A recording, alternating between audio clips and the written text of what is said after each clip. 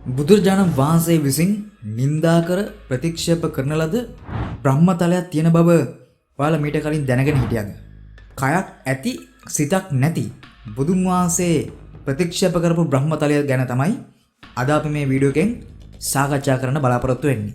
දීර්ඝ සාකච්ඡාවක් නෙවෙයි, ඔයාලා දැනගත යුතුම කාරණාවන් ඇතුළත් කෙටි සාකච්ඡාවක් විදිහට තමයි අද සාකච්ඡාව අපි ගෙනියන්න බලාපොරොත්තු වෙන්නේ. එහෙනම් වැඩි කතා නැතුව වීඩියෝ එකේ මුලින් ඉඳන් අග වෙනකම් එකතු වෙලා ඉන්න.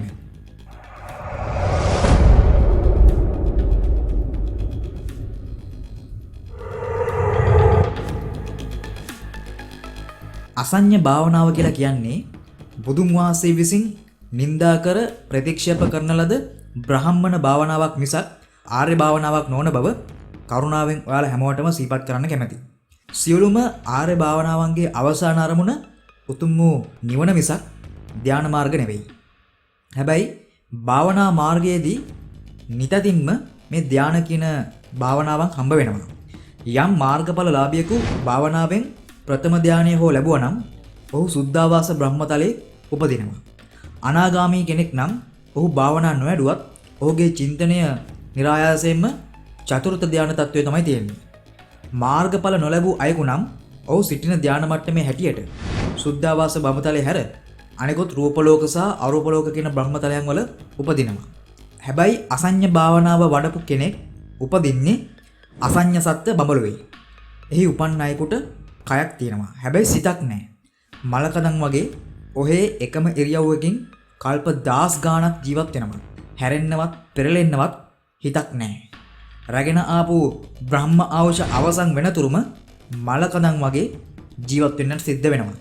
දැන් මේ මනුෂ්‍ය ලෝකයේ තුල බුදුරජාණන් වහන්සේලා සිය ගණනක් පහළ වෙලා බණ දේශනා කරලා පිරිනුවන් පෑවත් නිවන් තියා එක බණපදයක් අහන්නවත් ඔවුන්ට සිතක් නැහැ.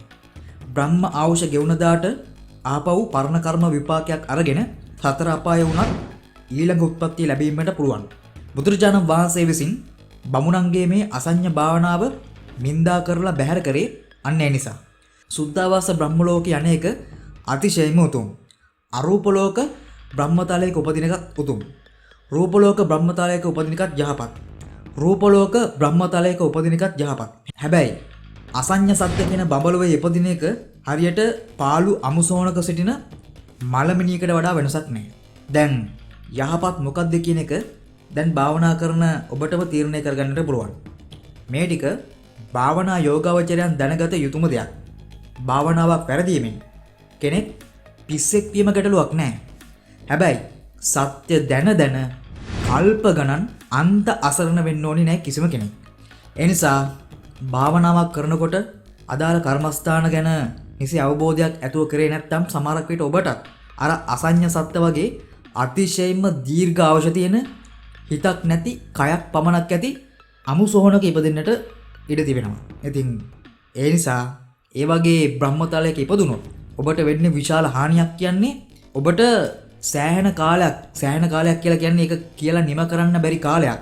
බුදුරජාණන් වහන්සේලා ප්‍රකෝටි ගණනින් පහළ වුණා සමහරක් විට එම බ්‍රහ්මතලයේ ඔබට අවශ්‍ය තිබුණොත් ඔහේ නිර්පරාදේ කල්ප කොටි ගණනාවක් ගෙවා දමන්නට සිද්ධ වේවි. ඒ නිසා ඒ ගැන අවබෝධයක් තියා ගැනීම ඔබ කාටත් අපි කාටත් යහපත් වේවි කියලා මම හිතනවා.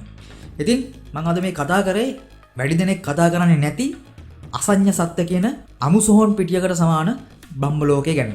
ඉතින් මොකද හිතන්නේ? ඔයාලගේ දාස් අනිවාර්යයෙන්ම පහලින් කමෙන්ට් කරන්න අමතක කරන්න එපා. ඒ වගේම තාමත් අපගේ යක් ප්‍රොඩක්ෂන් YouTube නාලිකාව subscribe කරලා නැත්නම් subscribe කරලා එකතු වෙන්න. මේ වටිනා වීඩියෝ එක නොදන්නට දැනගන්න share කරන්න. අදට එනම් අපි සමු ගන්නම්. ඔයාලා හැමෝටම තෙරුවන් සරණයි.